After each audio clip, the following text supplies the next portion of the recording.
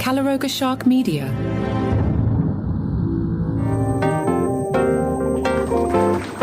I don't know if you heard, Stephen Colbert Show is coming to an end soon. Hello, I'm Johnny Mac with your daily comedy news. Friend of the show, Jason Zinoman, writes for the New York Times. Jason asks the question, what do we lose when the Late Show goes away? Jason writes, ever since Bette Midler made Johnny Carson sniffle with a farewell song, I have that on VHS. It's upstairs somewhere.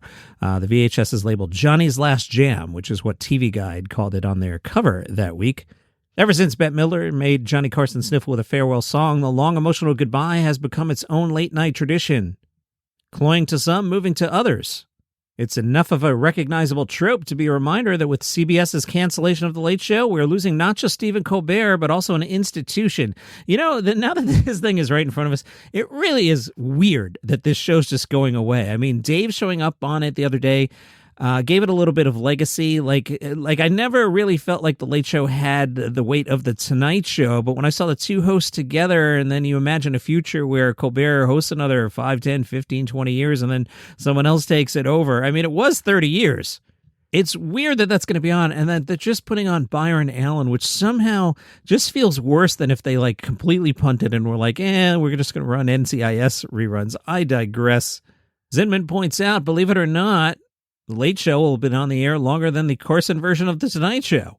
Skipping ahead, Zinoman writes, when Conan O'Brien quit The Tonight Show in 2010, Jerry Seinfeld poked fun at the idea of late-night tradition. Jerry told Bill Carter, how do you not get that this whole thing is phony? There's no institution to offend. Zinoman writes, I've long been sympathetic to Seinfeld's position, comically exaggerated as it may have been. A healthy art form requires dynamism and new blood. No institution ever made me laugh, and yet, as The Late Show approaches its end, I find myself as sentimental as the guests singing melancholy melodies. What exactly are we losing with the end of The Late Show? Jason takes us back to the origin of The Late Show. If you listen to me every day, you're probably familiar with the story of Letterman and Leno.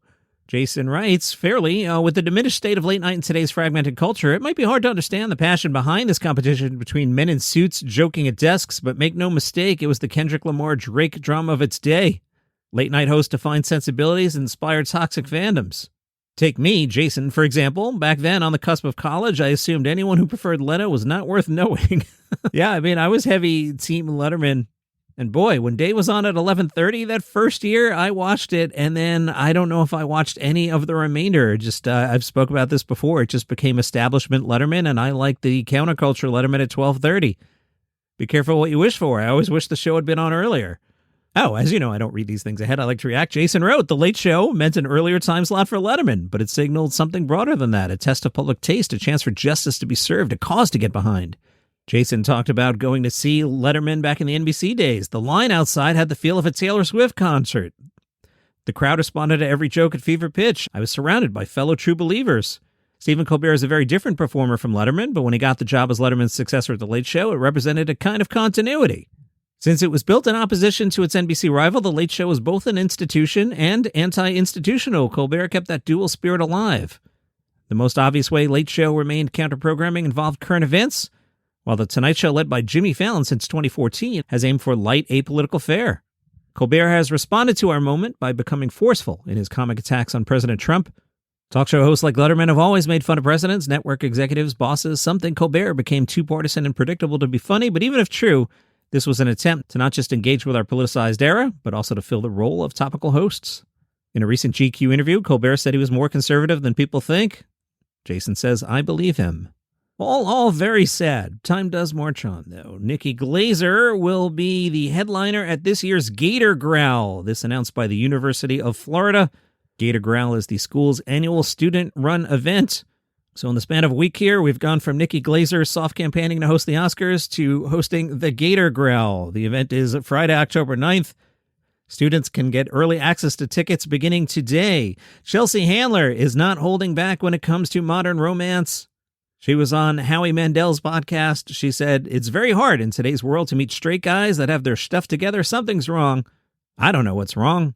I think with dating apps and social media, there's just so much abundance and so much choice that nobody really feels like they have to lock it in. They could swipe through 50 women a day, so they're not making the effort that people used to make to date. Meanwhile, Handler herself said, I wouldn't say I'm in a relationship. I would say I'm dabbling in different areas of my life. I don't like to be tethered to one person. You may recall 10 seconds ago, I told you Chelsea was commenting on men swapping through 50 pictures in one day.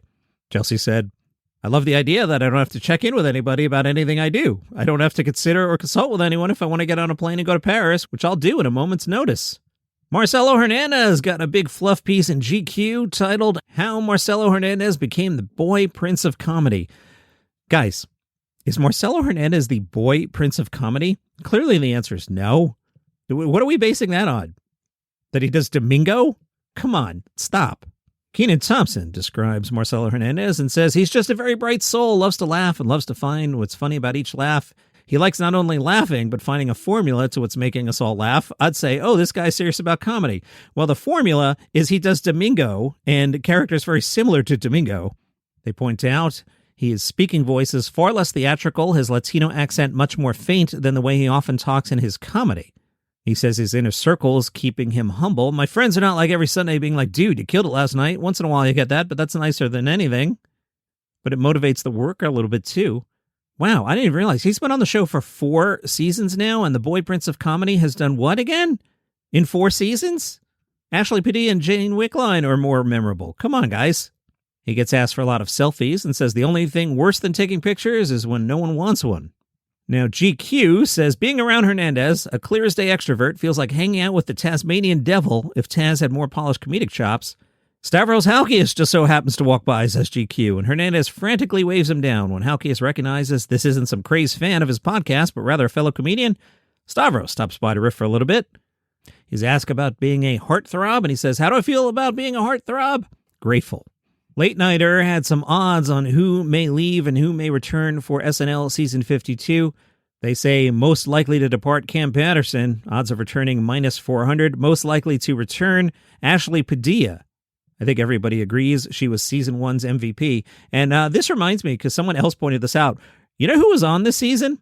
Bowen Yang. Remember Bowen Yang walked around at Christmas time to go do something else? How's that going?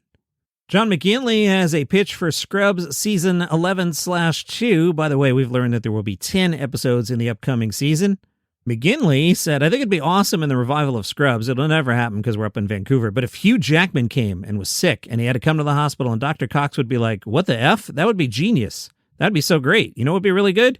Dr. Cox has become sick. In Season 10, Cox gets a kidney problem, so he's going to be a patient for a while now. What would be genius is if Hugh Jackman was in a bed next to him in the hospital and they were just chirping away. McGinley explained why Dr. Cox hates Hugh Jackman.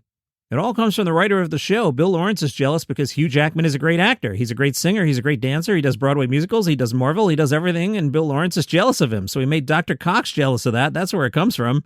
I've never met Hugh Jackman. By all accounts, he's the nicest guy on the planet. He's very handsome. But I'm not jealous of you. That's all Bill Lawrence, and Bill Lawrence had fun with that. Cox wonders about the new dynamic between his character and J.D., McGinley said, as we see in the 8th episode of the new season, the last thing on earth that Dr. Cox wants is to expose JD to what I think Dr. Cox perceives as a fatal malady, and he doesn't want to drag JD down with him until he realizes he's so scared and has to tell JD for the first time in 10 years, I need you. And to me, it's the best episode we ever did. Next to when Brendan Fraser came on. We were all crying on the set, and the camera picked it all up. It's very moving, and I didn't see that one coming. He explained how his return happened. They called me because I was doing the Steve Carell show concurrently with what those guys were in Vancouver shooting, and I was in Burbank, and Zach called, and I said, I have a great story idea. And I'm like, what? Because in the first episode, I give Zach the hospital. I make him the new chief of medicine, so I didn't know how we were going to reintegrate Dr. Cox into the show. Rooster stopped, and I could go back up to Vancouver. McGinley says his idea for Cox's return was very different. I thought, what if we make Cox the worst patient in the history of patients? You know, somebody who just wants to micromanage everything. But Zach said even better is let's make him really sick and scared. That was great.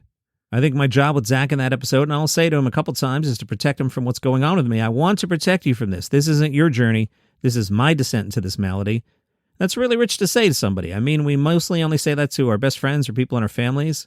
We could try, but it's a big thing to try and protect someone. And so for Cox repeatedly in that episode saying, I'm trying to protect you from this, that's as good as it gets. And that is your comedy news for today. We'll see you tomorrow.